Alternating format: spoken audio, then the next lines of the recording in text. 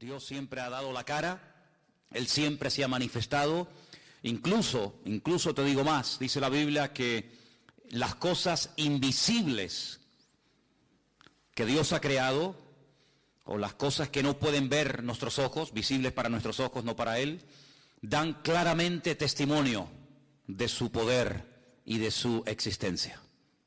El hombre hasta el día de hoy se sigue sorprendiendo y quedando con la boca abierta ante la inmensidad del universo. Cada día descubren algo nuevo, una estrella, un planeta, un satélite, siempre están descubriendo algo nuevo las personas que se adentran en ese mundo infinito del cosmos, del universo, ¿no?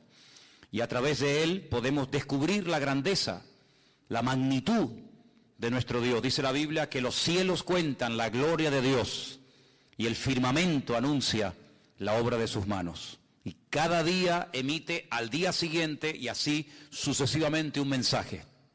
Mensaje que el que lo quiera aprender y lo quiere oír, lo escuchará, lo verá y lo comprobará. Mensaje que permanecerá oculto ante los ojos, ante la actitud del hombre rebelde, del hombre orgulloso, de la persona que se niega y que se cierra totalmente a la posibilidad de que detrás de este mundo que vemos y vivimos hay un diseñador. Las cosas no se crearon así, de la nada, por un accidente, sino que detrás de todo lo que vemos, incluso de lo que no vemos, hay un creador, hay un hacedor, hay un Dios todopoderoso que con el poder de su palabra fue ordenando y poniendo cada cosa en su sitio, y cada cosa creada tiene un propósito y tiene una razón de ser. Y en esta tarde estamos aquí y hoy va a ser el último día que vamos a estudiar las famosas iglesias del Apocalipsis. Todo lo que el Señor le tenía que decir a su iglesia no lo dijo todo en los evangelios. Sabemos que Él estuvo viviendo en un pequeño país llamado Israel hace 2000 años. Recorrió ese pequeño país de punta a punta, de norte a sur y de este a oeste. Dijo muchas cosas, sin lugar a dudas. Hizo cosas extraordinarias que jamás nadie ha logrado, igualar o repetir. Pero sin embargo el Señor no dijo la última palabra a su pueblo en los evangelios, sino que en el libro del Apocalipsis encontramos lo último que el Señor quería decirle a su pueblo, es decir, a su iglesia. Hemos visto desde la iglesia de Éfeso, pasando por la iglesia de Pérgamo, de Tiatira, de Sardis, de Filadelfia, etcétera, cómo las iglesias de aquella época, del siglo I, pues no se encontraban todas en óptimas condiciones. Había congregaciones, como hemos visto en estos últimos días, estas últimas semanas, que estaban teniendo problemas con la doctrina, falsas doctrinas, algunas son mencionadas, otras no, se habían introducido dentro de la vida de las iglesias locales, y el Señor confronta a las iglesias y les dice: oye, esto no puede ser, ustedes tienen que creer la verdad os hará libres. No son las mentiras, no son las manipulaciones de la palabra, de la historia o de la ciencia las que tenemos que creer, sino es la verdad, y la verdad soy yo. Y por eso el Señor le hablaba a cada iglesia y la confrontaba, y a una iglesia le decía una cosa y a otra iglesia le decía otra, y vemos que nunca ha habido una iglesia perfecta en estos últimos 2000 años. Así como tampoco hay cristianos perfectos, y así como tampoco hay pastores perfectos, la iglesia está en un proceso, en un crecimiento, ¿verdad? Y en el crecimiento a veces pues ocurren roces y discrepancias y choques, pero para todo, según la Biblia, hay remedio. Amén, hermanos. Para todo hay solución, incluso hasta para la misma muerte. Sé que por ahí hay gente que dice, todo tiene solución menos la muerte. Pues precisamente ese es el problema más fácil de solucionar, precisamente el tema de la muerte. Es más fácil solucionar el tema de la muerte que a veces enfrentarnos a los problemas de la vida. Y vemos en el libro del Apocalipsis que cada iglesia recibió el mensaje que tenía que recibir, ni más ni menos. Vimos algo muy interesante que tiene que ver con las obras. Es una palabra que aparece en 7 ocasiones diferentes. Yo conozco tus obras, yo conozco tus obras. Sí, lo que habéis hecho y por qué lo habéis hecho. Y lo que estáis haciendo, todas esas cosas, el Señor las conocía perfectamente. Y hemos llegado hoy al último mensaje. Sinceramente, si me preguntaran, de todas las iglesias, ¿cuál crees tú que era la peor? La que se encontraba en peor situación. Pues sin lugar a dudas la que vamos a estudiar hoy. Algunos dirán, pero el Señor dice que la iglesia de Sardis tenía nombre de que vivía, pero estaba muerta. Sí, es verdad.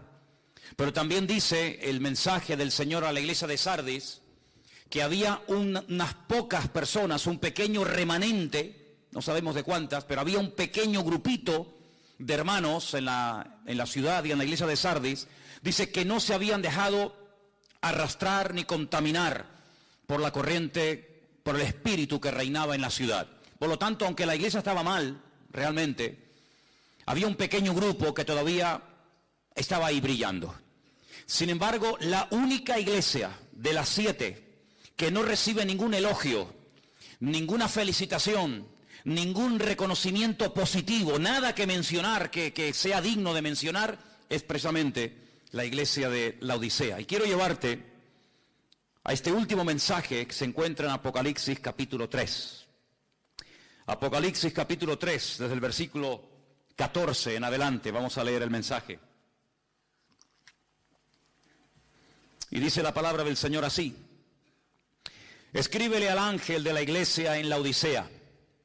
He aquí el amén, el testigo fiel y verdadero, el principio de la creación de Dios.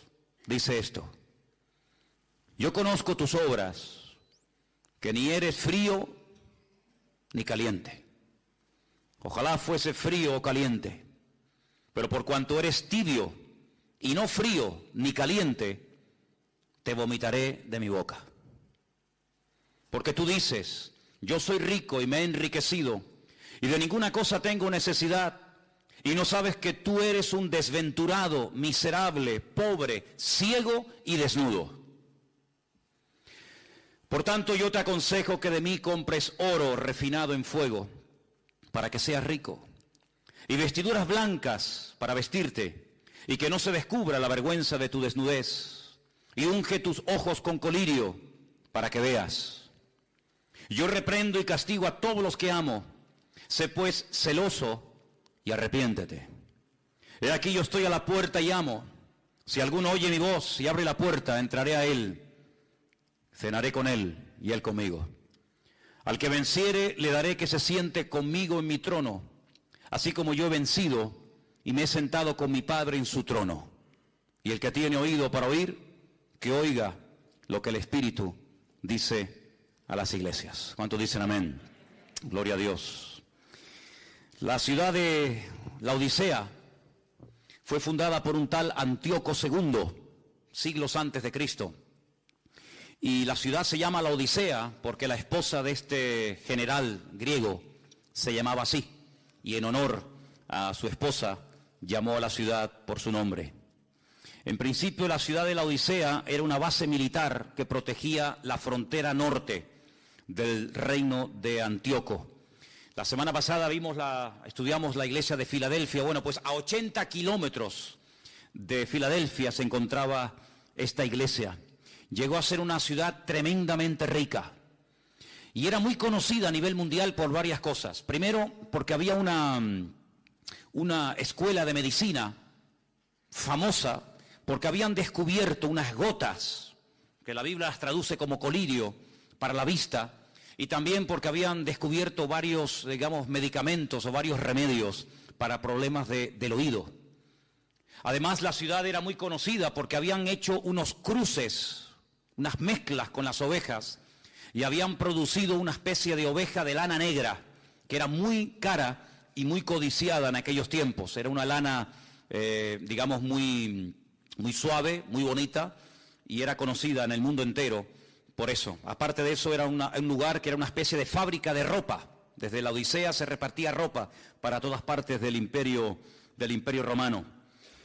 Curiosamente podemos saber, según los textos del Nuevo Testamento, quién fue el fundador y pastor durante algún tiempo de la iglesia de la Odisea.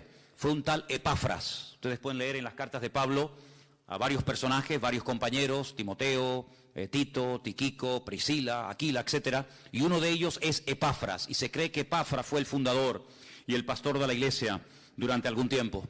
Curiosamente hay un versículo en Colosenses 4:16, que no lo vamos a leer ahora, pero dice más o menos así.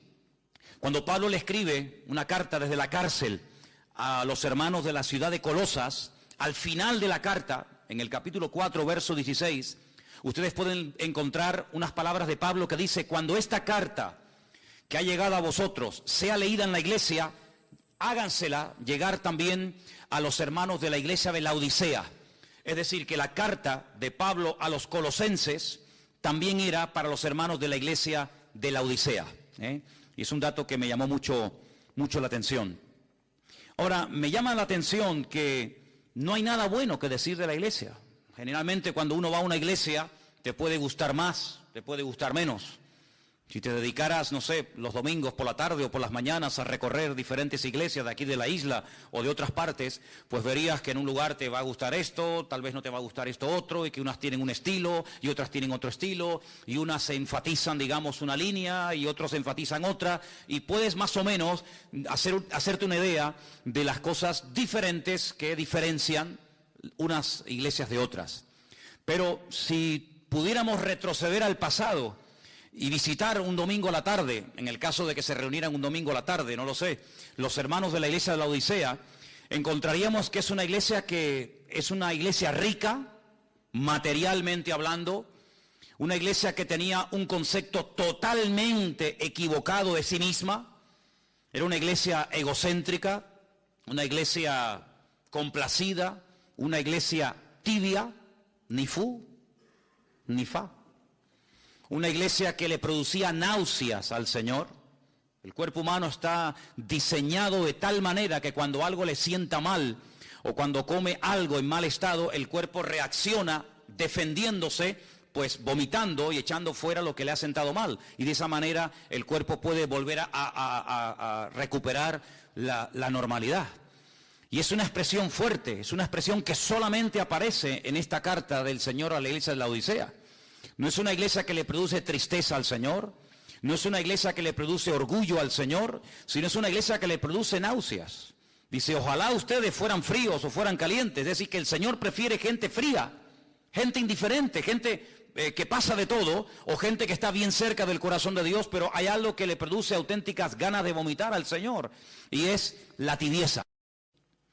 La tibieza es algo que el Señor aborrece, y por eso el Señor le habla muy duramente a esta congregación y le dice, ojalá hubieran optado por la frialdad o por ser calientes, ¿verdad? Y animados y fogosos en el espíritu, pero ustedes son tibios y yo los vomitaré de mi boca.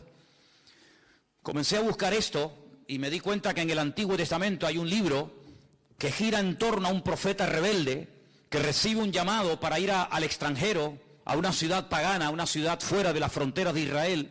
Y dice la Biblia que este hombre se niega rotundamente a ir allí. Él no quiere salir de su país. Él está muy cómodo como profeta en Israel. Y él bajo ningún concepto quiere ir a Siria a predicarle a aquellos bárbaros, a aquella gente que empalaba a los enemigos y hacían auténticas barbaridades. Y Jonás dice la Biblia que huyendo o queriendo huir de la presencia del Señor, como si pudiéramos escondernos de Dios en alguna parte. Es una especie como lo que le pasó a Adán, que era creyente pero creía que se podía ocultar de Dios.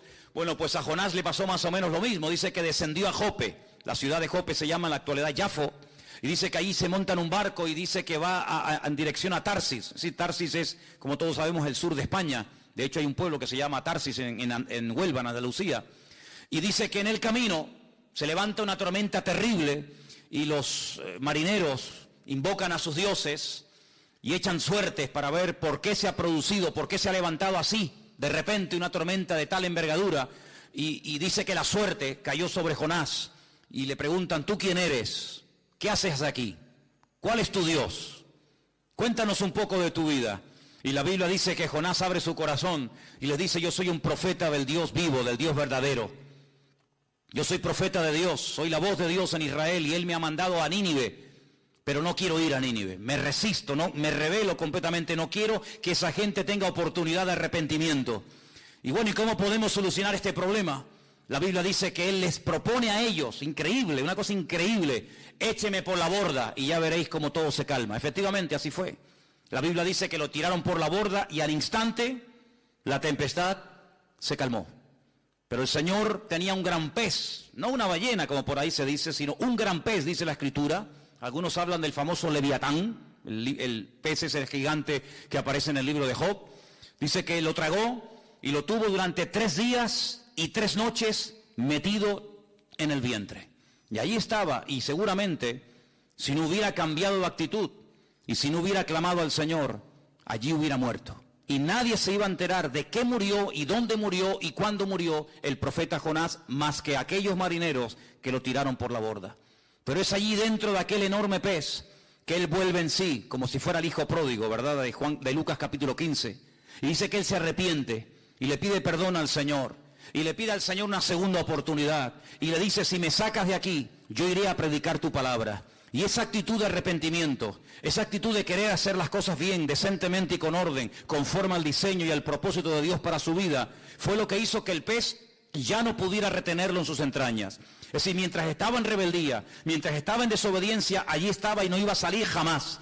Pero en el momento en el que hay el más mínimo cambio, en el momento en el que Jonás dice, yo quiero hacer la voluntad de Dios, aunque no la quieras en el fondo hacer, pero voy a hacerla, voy a cumplirla, voy a obedecerte, en ese momento el pez ya no lo pudo resistir y dice que lo vomitó y lo echó en tierra.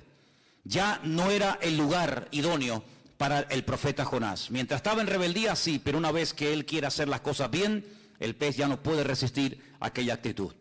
Ahora vemos en el libro de Apocalipsis al Señor diciendo, toda aquella persona que sea tibia, la vomitaré de mi boca. Así como Jonás fue vomitado por aquel enorme pez, yo vomitaré de mi boca, yo arrancaré de mi cuerpo, sacaré de mí toda aquella persona que haya decidido en la vida ser tibio.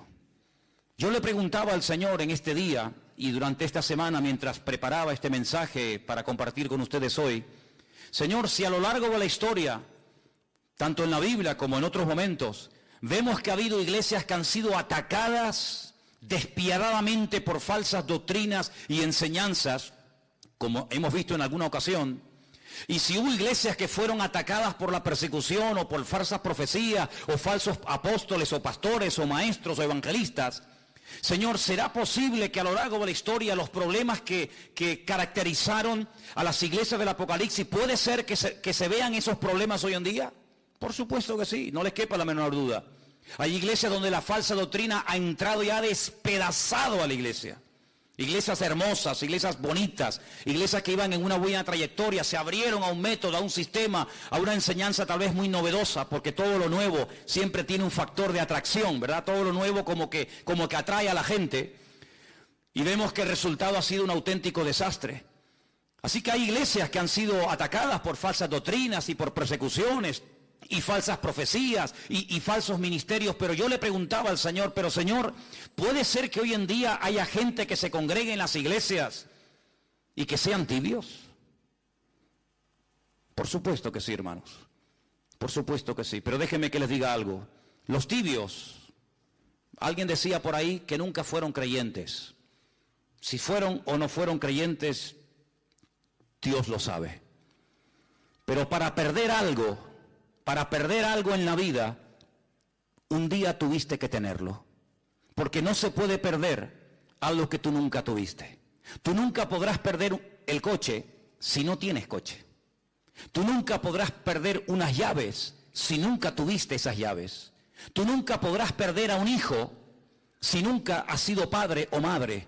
Lo que uno tiene en la vida, sea familiar, sea material o sea de la índole que sea, se puede perder siempre y cuando tú lo tuviste. Y analizando esta iglesia sin lugar a dudas tuvo que tener su tiempo de gloria. Esta iglesia tuvo que ser fundada, digamos, por Epafras o por Pablo o por Juan, me da igual. Pero esta iglesia tuvo que tener un tiempo en el que iba bien las cosas. En el que funcionaba los jóvenes, la escuela dominical, los cultos, etcétera. Pero si esta iglesia, como vamos a ver ahora, terminó perdiendo lo más hermoso que puede tener una congregación, que no es ni el equipo de sonido, ni el local en propiedad, sino que lo más hermoso que podemos tener como pueblo de Dios es la misma presencia del Señor. Si terminaron perdiendo la presencia del Señor es porque un día la tuvieron, porque si no, nunca podían haberla perdido. Si estaban tibios, quiere decir que un día estuvieron calientes. Porque de frío no se pasa a tibio, pero de caliente sí se puede pasar a tibio. Luego esta iglesia tuvo que tener un tiempo que todo iba bien. Pero la palabra del Señor nos dice que esta congregación cayó en un amor hacia el materialismo. Fíjense lo que la iglesia decía de sí misma. Vamos a leerlo. Apocalipsis capítulo 3, versículo 17. Los hermanos, los creyentes, los miembros, los que asistían a esta congregación, a esta comunidad cristiana, decían: somos ricos, nos hemos enriquecido, de ninguna cosa tenemos necesidad. Sin embargo, cuando el Señor le habla y la confronta, no coincide lo que el Señor le dice a ellos con lo que ellos pensaban de sí mismos. No coincide en nada. El Señor les dice: ustedes sois desventurados, miserables, pobres, ciegos y desnudos.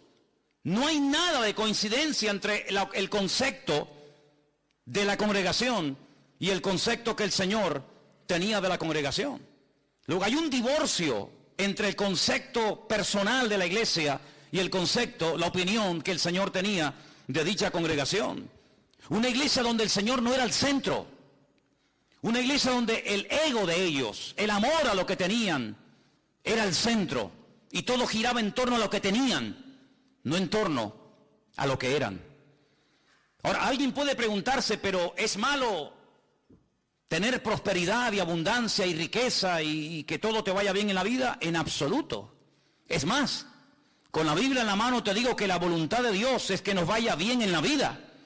La Biblia nos enseña ya desde los tiempos de Josué, en el capítulo 1 de su libro, que nunca se aparten de tu boca este libro de la ley, sino que medites en él de noche y de día, para que todo lo que hagas te salga bien, dice la Biblia.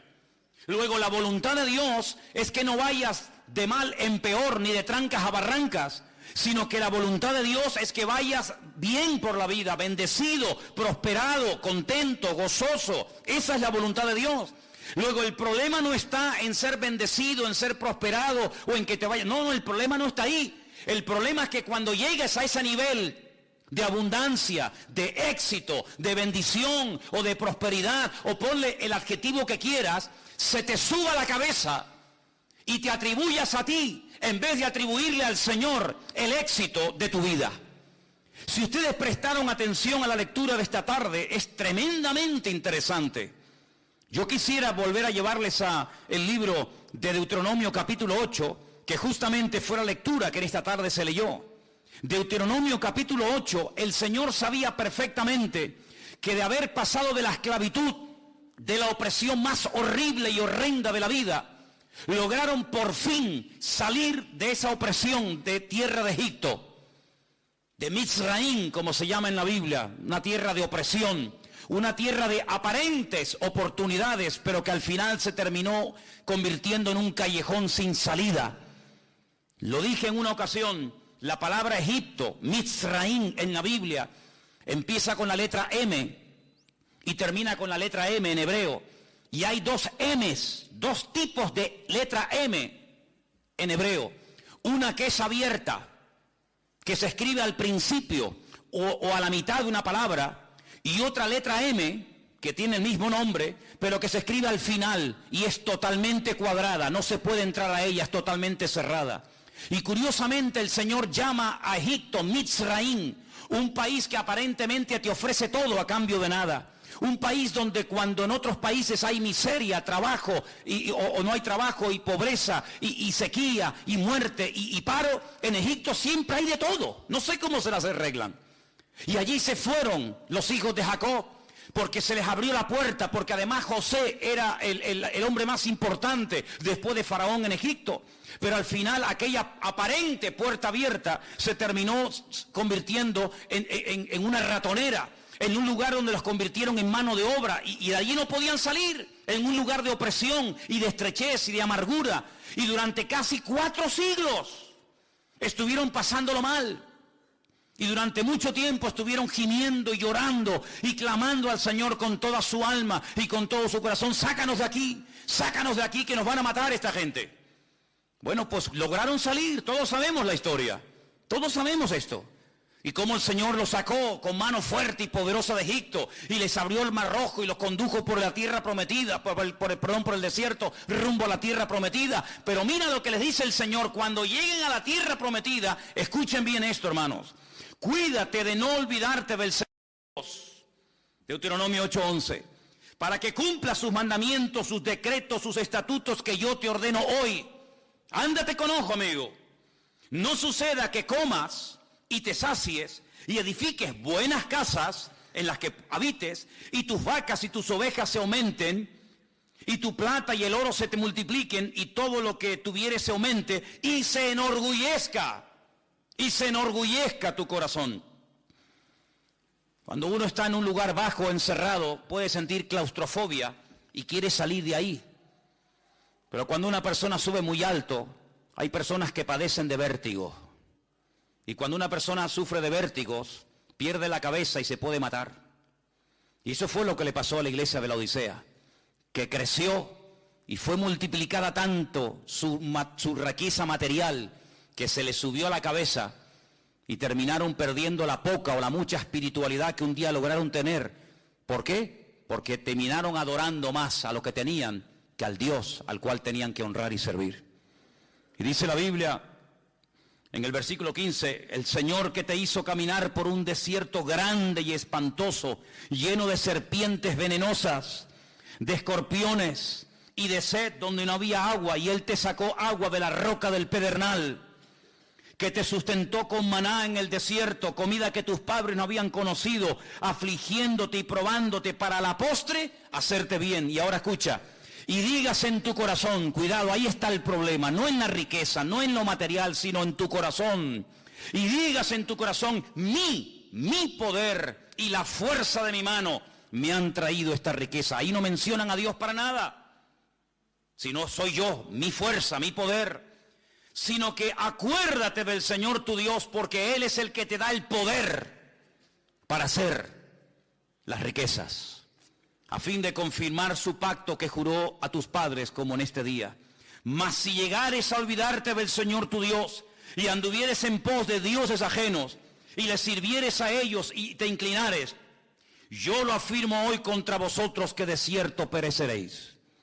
Como las naciones que el Señor destruirá delante de vosotros, así pereceréis, por cuanto no habéis atendido la voz del Señor vuestro Dios. Eso fue lo que le pasó a la iglesia de la Odisea. Ya también le pasó a Israel, pero ahora estamos hablando de la iglesia de la Odisea. Una iglesia que fue bendecida, una iglesia que fue prosperada, una iglesia que decía: nos hemos enriquecido, tenemos absolutamente de todo y no necesitamos de nada. Qué ceguera espiritual tan grande. Perdieron la sensibilidad, le dieron lugar al orgullo, al materialismo, y terminaron perdiendo, como dije hace un instante, el tesoro más grande que pueda atesorar un creyente y una congregación, y es tener la bendita y preciosa presencia del Señor.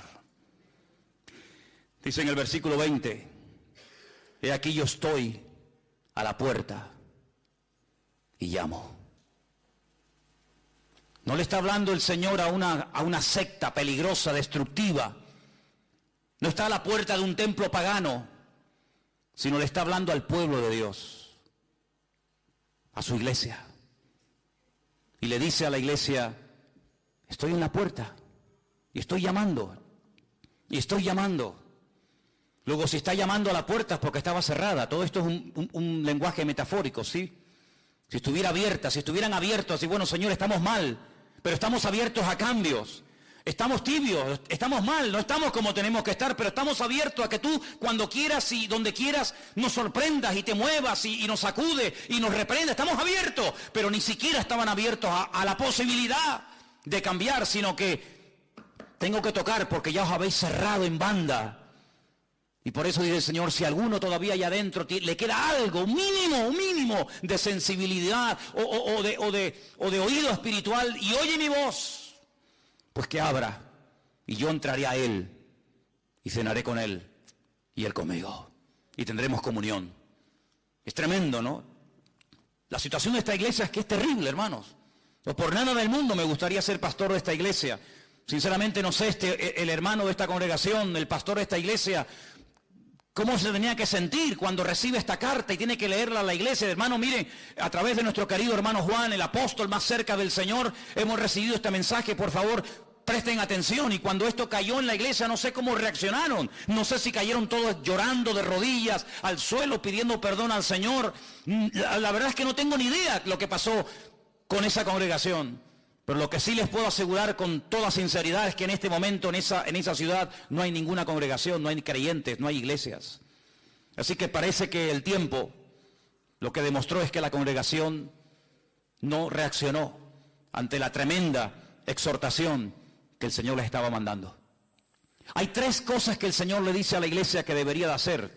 Repito, todo esto es en un lenguaje simbólico, alegórico, pero todo tiene una explicación. En el versículo 18 le dice: yo te aconsejo que de mí compres oro refinado al fuego. Todos sabemos, hermanos, que hay elementos, que hay números, que hay colores, que hay animales en la Biblia que representan mucho más de lo que de entrada se dice, ¿verdad? El otro día en la clase de hermenéutica hablábamos de los números, de los colores, de ciertos animales, ¿verdad? Y cuando el Señor le dice a la iglesia, compren oro, no se refiere que todos tenían que salir corriendo a la tienda de compro oro, que generalmente hay por todos los barrios, y comprar un montón de oro y ya está el problema solucionado. No. Sabemos que el oro en la Biblia, y lo podemos ver en las cartas, por ejemplo, de Pedro, representa algo mucho más que un elemento, que un material, y se refiere a la fe. Dice: vuestra fe, mucho más preciosa que el oro, el cual, aunque perecedero, tiene que ser probado por el fuego, ¿verdad? Sabemos que la fe es comparada en cierto sentido con el oro. ¿Por qué? Porque el oro es un elemento que en todas las culturas, en todas las civilizaciones y en todos los tiempos, incluido el actual, siempre ha estado ahí. Es como un material que el hombre ha adorado e incluso ha hecho templos y ha hecho imágenes de oro. Porque parece que el oro era como algo que te daba prestigio y te daba credibilidad y poder en la vida. Pues el Señor dice, lo que tienen que hacer es retomar la fe que perdieron. ¿Dónde la perdieron? ¿Dónde perdió la fe la iglesia? Bueno, cuando tenemos necesidades, digamos económicas, materiales, tenemos que recurrir a la oración, ¿sí o no? Los que nadan en la abundancia, los que a todo les sobra, los que no saben ni lo que hacer con lo que tienen, pues como que no necesitan orar, no necesitan el pan nuestro de cada día, porque ellos mismos se autosuplen, se cubren sus propias necesidades. Pero cuando uno tiene necesidades materiales o espirituales o de otra índole, uno tiene que recurrir al Señor.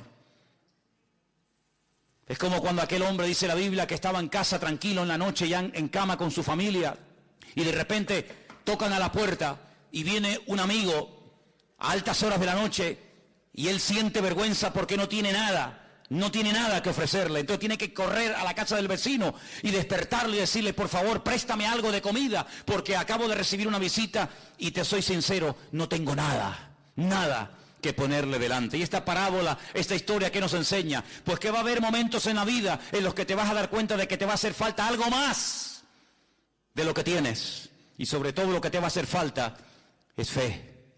Pero fe no en una religión, no fe en un hombre, no fe en un método o sistema, sino fe en Dios. Y dicho sea de paso, la Biblia dice que sin fe es imposible agradar a Dios. La verdad que yo estoy muy agradecido por la fe que el Señor le ha dado a sus hijos, a su pueblo, porque es un auténtico don por el cual tenemos que estar cada día tremendamente agradecidos al Señor. ¿Qué tragedia tiene que ser no tener fe en Dios? ¿Cuántas veces me he preguntado, ¿y cómo puede vivir la gente sin fe en Dios? No sé si habéis prestado atención en estos días a los discursos ahí en el Congreso en España. ¿Cuántas veces han mencionado la palabra Biblia? ¿Os habéis dado cuenta? La palabra Dios, la palabra oración, la palabra perdón, la palabra arrepentimiento, la palabra el nombre Jesucristo. Ni una sola vez. Son ciegos, guías de ciegos, tratando de guiar a otros ciegos, y dice la Biblia que los dos caerán en el mismo hoyo. Lo que puede levantarnos de la miseria, lo que puede transformar nuestra vida, nuestra familia y nuestra existencia, es poner nuestra fe en el Dios vivo y en el Dios verdadero. Te recomiendo leer Hebreos capítulo 12. Es un capítulo monográfico sobre el tema de la fe. Capítulo extraordinario. Si solamente ese fuera el único capítulo de la Biblia, yo lo leería continuamente, prácticamente a todas horas y todos los días, porque es un capítulo magnífico. No se habla, lógicamente, de todos los personajes de la Biblia, pero de los que se menciona pone un pequeño párrafo, una pequeña pincelada, un pequeño ejemplo. En pocas palabras, lo que hicieron, lo que dijeron, lo que consiguieron, todo por medio de la fe viva y auténtica en el Dios vivo y verdadero. Aleluya. Así que eso es lo que le dice el Señor. Déjense de tanto presumir de lo que tienen. Déjense de tenemos, porque lo que tienen que tener no lo tienen. Y lo que tienen que comprar, lo que tienen que obtener urgentemente es fe. Fe viva en el Señor. En el mismo versículo 18 le dice el Señor, y además también le aconseja el Señor vestiduras blancas. Las vestiduras blancas en la Biblia eran símbolo o eran señal de santidad, de justicia. Ellos vivían según su propia justicia, según sus propios criterios. Nosotros estamos bien, no nos pasa nada, no nos falta de nada. A nosotros el Señor no nos tiene que mandar ninguna cartita, ni nos tiene que predicar, ni nos tiene que venir nadie a visitar, a decirnos nada. Nosotros estamos perfectamente bien. El Señor le dice, ustedes están ciegos.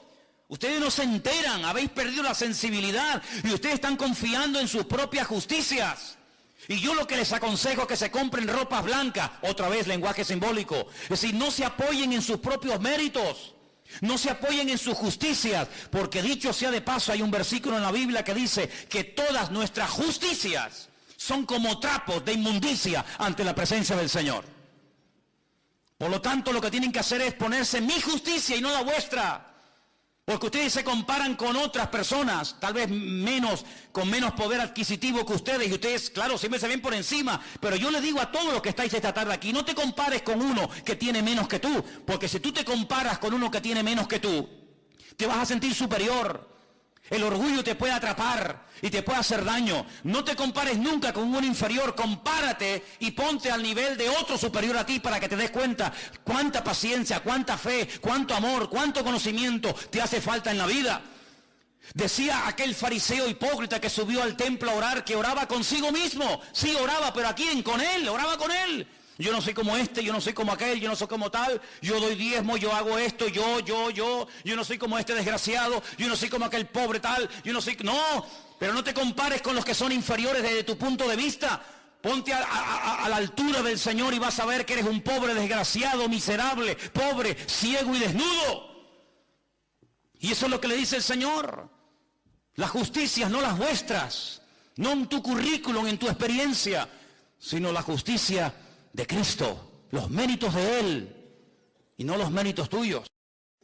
Y después le dice el Señor, como era una ciudad que producía gotas para los ojos, que producía colirio, digamos que en cierto sentido estos fueron los que inventaron las gotitas en los ojos, pues el Señor le habla en términos que ellos conocían y le dice, ya que en esa ciudad hay tanto colirio y habéis descubierto esas gotas que hacen tanto bien a la gente, compren colirio y échenselo en los ojos para que puedan ver la cruda realidad de que ustedes hace mucho tiempo han perdido mi presencia y no os habéis dado cuenta.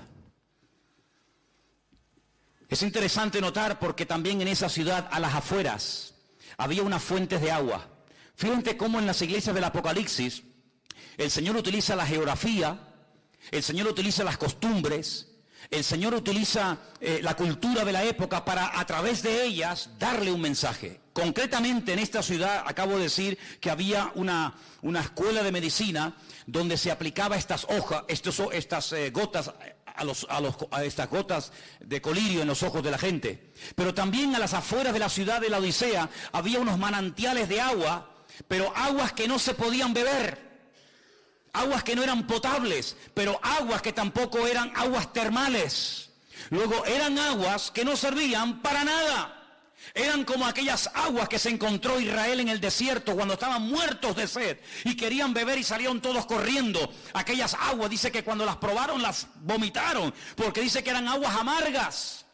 Sí, eran aguas, pero aguas que no servían para nada.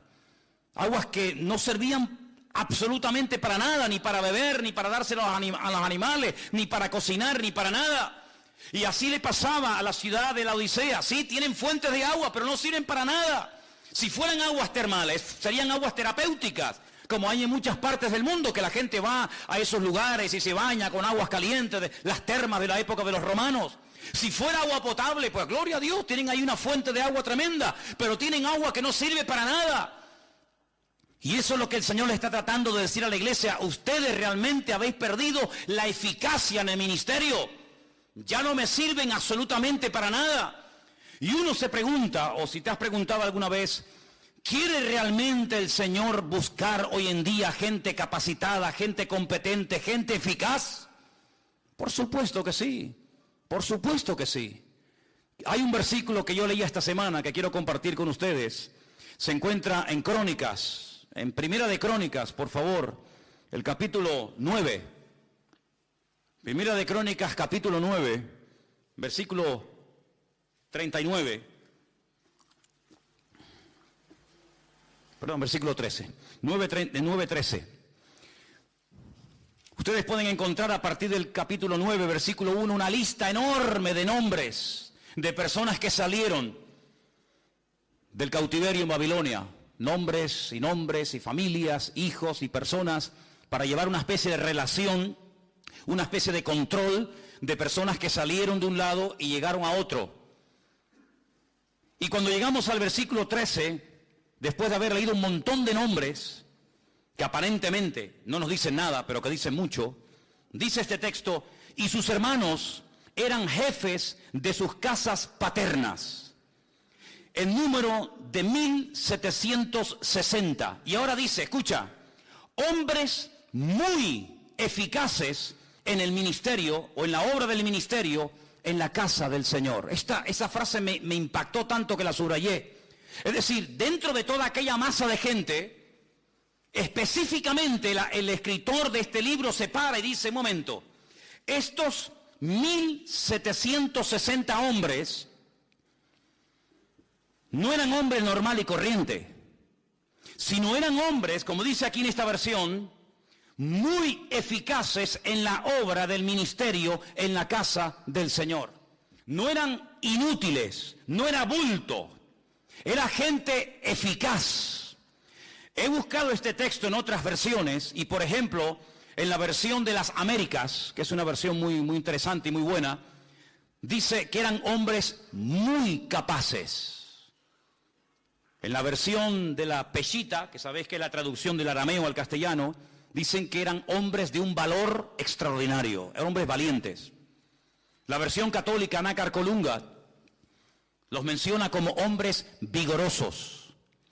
La versión latinoamericana dice que eran hombres aptos.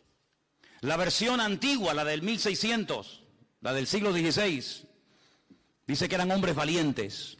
Otra versión antigua de la Biblia dice que eran hombres de gran eficacia.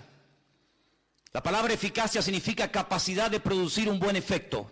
Una persona eficaz es la persona que realiza con eficacia su trabajo o función, que produce los efectos deseados. Es decir, esta gente producía cambios. Esta gente cambiaba las cosas. No se dejaban cambiar por las cosas, sino que ellos cambiaban las cosas. Llegaban a una ciudad en ruinas, patas arriba, destruida, y en cuestión de meses la cambiaban completamente. Yo me he dado cuenta, hace unos días estaba viendo el Facebook de la iglesia, no suelo mucho consultar eso ni estar ahí, pero el otro día entré y vi algo que me gustó. No sé si ustedes lo han visto. Hay algunas fotografías que pone la fecha de cuando se sacó esa foto, sobre todo en la obra que hicimos en el Puerto de la Cruz, y después de unos años se ve la foto al lado y uno dice, bueno, la foto del 2006, por ejemplo, y ahora se ve el resultado después de unos años y no tiene nada que ver. ¿Cómo nos encontramos aquello? Destruido, viejo, sucio, y cómo se ha ido quedando con la ayuda del Señor, con el paso del tiempo. Bueno, pues algo así, ¿no? Esta gente llegó y no había templo, y en poco tiempo ahora hay templo. Y no había murallas que protegieran la ciudad, y en cuestión de semanas o de meses levantaron el muro. Y la ciudad estaba inhabitada, y ahora había alegría, había niños, había cosechas, había animales, había escuelas, había sinagogas. Sí, recuperaron la vida. Así era esta gente. Y este es el tipo de personas que necesitamos hoy en día en las iglesias. Gente eficaz, gente apta, gente que produzca cambios, gente que con el paso del tiempo vayan a mejor y no a peor. Gente que si un día estuvo bien, no terminen enfriándose y al final apagándose, sino gente que si estuvo bien, ahora van a estar mejor todavía. Y como dice la palabra, el que lleva fruto, pues gloria a Dios. No, gloria a Dios sí, me parece muy bien, pero lo voy a limpiar, lo voy a podar para que lleve más fruto todavía. Y tenemos que pedirle cada día al Señor, cada día quiero ser mejor cristiano. Cada día quiero ser mejor cristiana, cada día quiero predicar mejor, cada día quiero conocer mejor al Señor, cada día quiero orar más, mejor, cada día quiero hacer las cosas bien, con ganas, y no apagándome, porque una persona que está tibia no sirve absolutamente para nada, porque si a él no le sirve, imagínate a qué puede servir. Y es interesante notar cómo esta iglesia entró en una decadencia, pero todavía había oportunidad para cambiar. El Señor le llama al arrepentimiento. ¿Cuántas veces en estas últimas semanas hemos escuchado la palabra arrepiéntanse, arrepiéntanse, vuelvan a las primeras obras? ¿Cuántas veces, hermanos?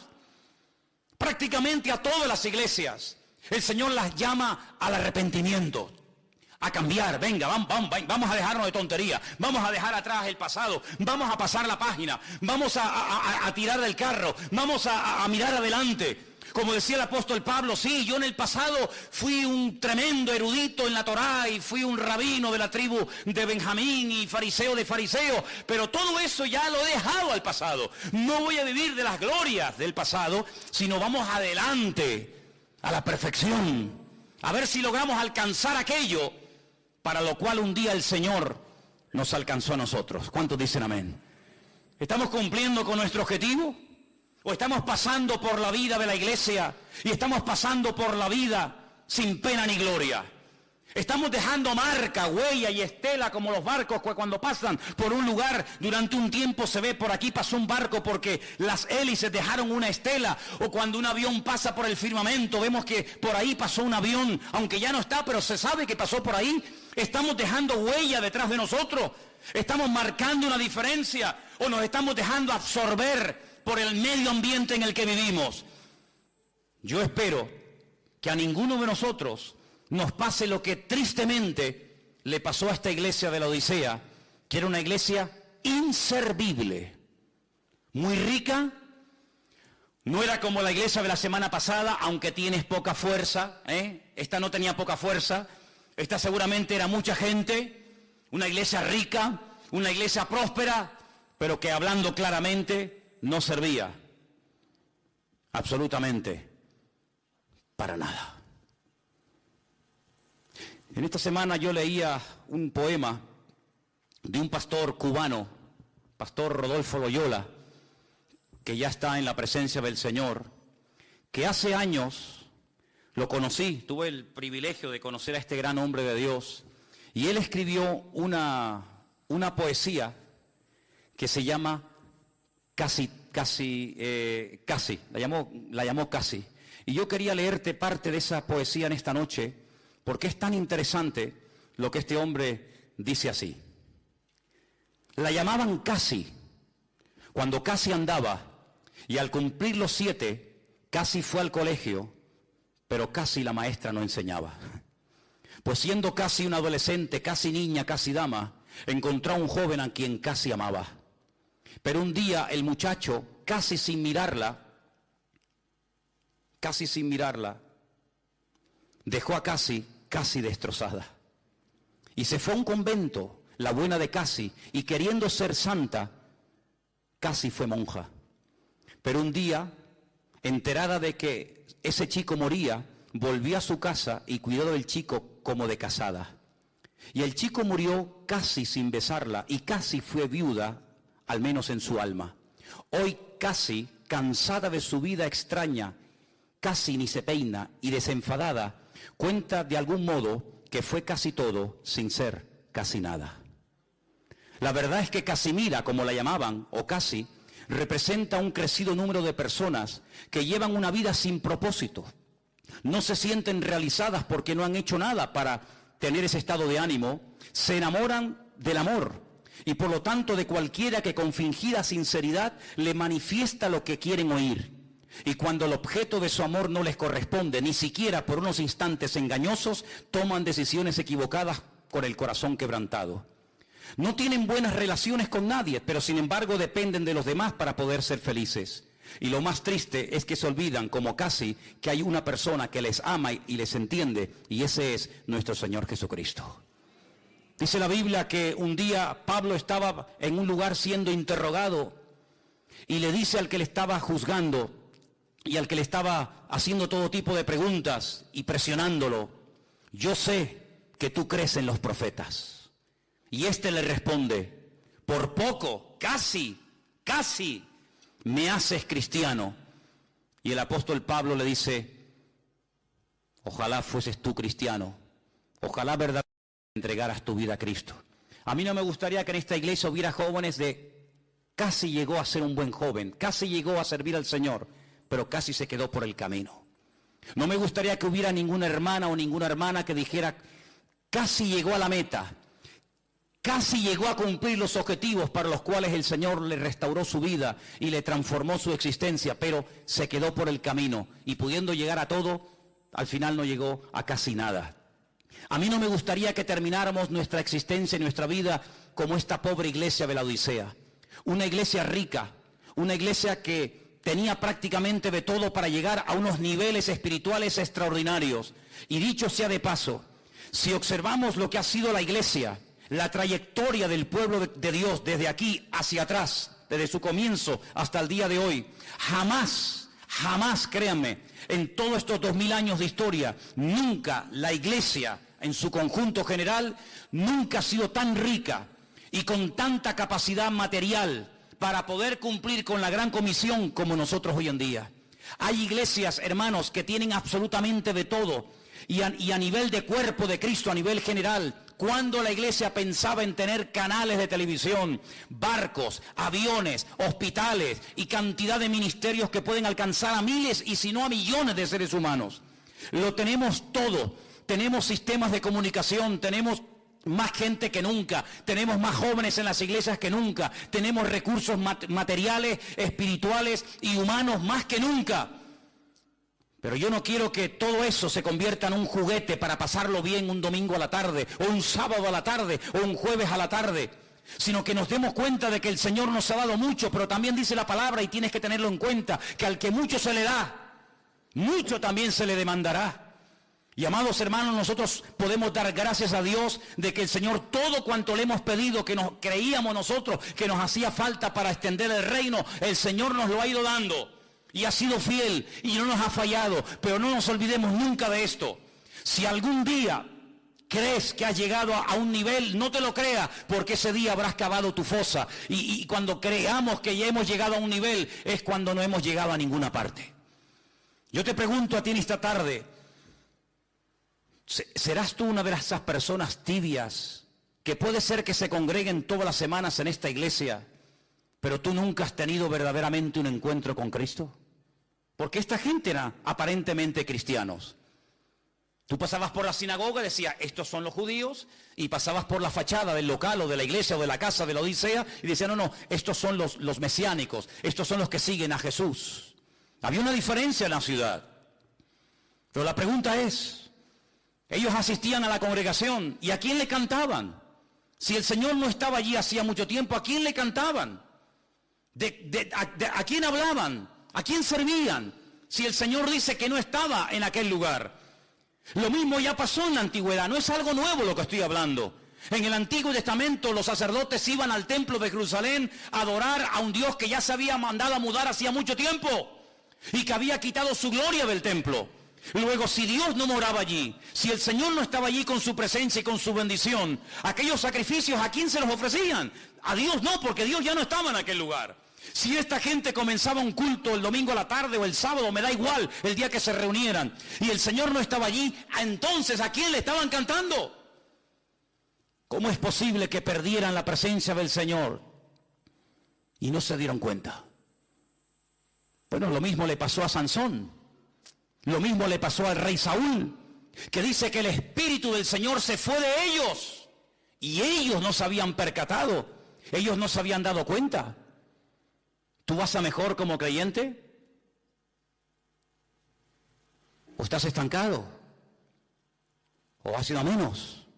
Esto es algo muy personal. Este es un momento en el que todos y cada uno de nosotros tenemos que pararnos delante del Señor y decir, bueno, con todas estas 7 iglesias que se han estado hablando en estas últimas semanas, ¿con cuál yo como creyente me siento identificado? Dicen que la iglesia de los últimos tiempos se va a parecer mucho a la iglesia de la Odisea. Hoy en día hay iglesias tremendamente ricas, iglesias con una prosperidad material alucinante. Pero como dijo Priscila el jueves a la tarde, cuando ella compartía aquella famosa frase, ¿no? De aquel famoso predicador de Spurgeon. Llegará el día, si es que no ha llegado ya, cuando en las iglesias, en vez de los pastores pastorear ovejas, habrá muchos payasos entreteniendo a las cabras. Y eso lo dijo en el siglo XVIII. Y estamos ya en el siglo XXI. Pero uno observa muchas veces por internet y uno ve a veces por ahí, yo no mucho porque no pierdo el tiempo en esas historias, pero hay gente que le gusta siempre estar por aquí, por allá, viendo esto y viendo aquello. Pero hay iglesias que son auténticos circos, donde hay una serie de señores entreteniendo a la peña, entreteniendo al personal, mensajes que van siempre por encima de las cabezas, nadie se siente aludido, venga risas y cachondeo y me caigo y me levanto, ¿verdad?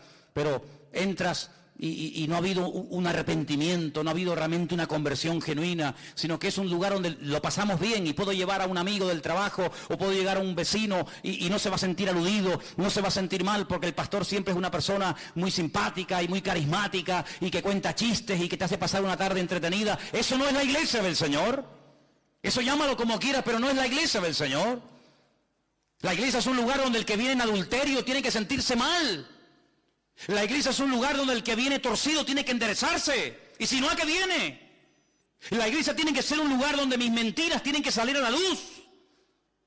La iglesia es un lugar donde yo me tengo que sentir confrontado. La iglesia es un lugar creado y diseñado por el Señor para yo reconciliarme con Dios y no fingir que soy espiritual cuando soy un golfo y un sinvergüenza.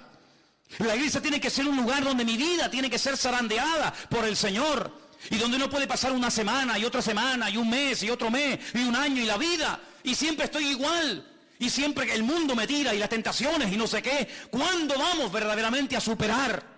¿Y cuándo vamos a ponerle la cabeza bajo los pies al diablo y decir aquí el que manda es la iglesia y el Señor y no tú, diablo mentiroso? Yo quiero terminar diciendo algo, amados hermanos. Si hay algo en tu vida contra lo cual tú has luchado, pero no lo has vencido, no lo has matado definitivamente, ándate con ojo, porque el enemigo se rearma y se quiere volver a levantar para amargarte la existencia. Y si quieres que te lo diga de una forma más objetiva y más clara, te lo digo. Cuando David fue a pelear contra el gigante Goliat, antes de matarlo, la Biblia dice que lo hirió. ¿Sí o no? Lo hirió con una piedra. Pero no dijo, bueno, muchachos, tranquilos. Goliat está herido, sangra como un cerdo. Va a estar por lo menos 6 meses sin aparecer y amargarnos la existencia. Vámonos tranquilamente a casa. Yo les aseguro, hermanos, que si David se hubiera conformado simplemente con herir al gigante Goliat, no sé si una semana, 15 días, un mes o un año después, Goliat se volvería a levantar y en el mismo valle de Elam volvería a confrontar a las tribus de Israel y otra vez volveríamos al punto de partida. ¿Por qué? Porque se hirió al enemigo, pero no se arrancó de raíz el problema. Y en la vida cristiana no puedes ir poniendo parches. No puedes ir diciendo, bueno, hoy no caí, pero ahí está la puerta abierta. No, David fue listo, David salió corriendo. Antes de que vinieran y se lo llevaran y lo curaran, David salió corriendo y con la misma espada con la que él quería matarme a mí, yo me levanto y le cortó la cabeza. Y la enseñó a todo el pueblo. Dijo, se acabó el problema, porque muerto el perro, se acabó la rabia. No es suficiente con vencer una semana, 15 días o un año un problema. Al enemigo hay que derrotarlo 100%, no en tu fuerza, no con mi poder, no con mi sabiduría, no con mi experiencia, sino en el nombre de Jesús. Nunca más te vas a levantar, diablo, porque mayor es el que está conmigo que el que viene contra mí. Si tu problema fue el que sea, no tengas una puerta abierta. Renuncia completamente a esa historia. No estés coqueteando, no estés flirteando, no estés jugueteando alrededor del fuego, porque vas a terminar otra vez quemándote. Y eso fue lo que le pasó tristemente a esta iglesia de la Odisea, que seguro que empezó bien. Una buena congregación, atractiva, bonita, que funcionaba, que la gente venía, se convertía, se bautizaban, etcétera, etcétera, pero terminó fatal. Y mira tú por dónde, en el libro de Apocalipsis está la última, para que no nos olvidemos que si a esa gente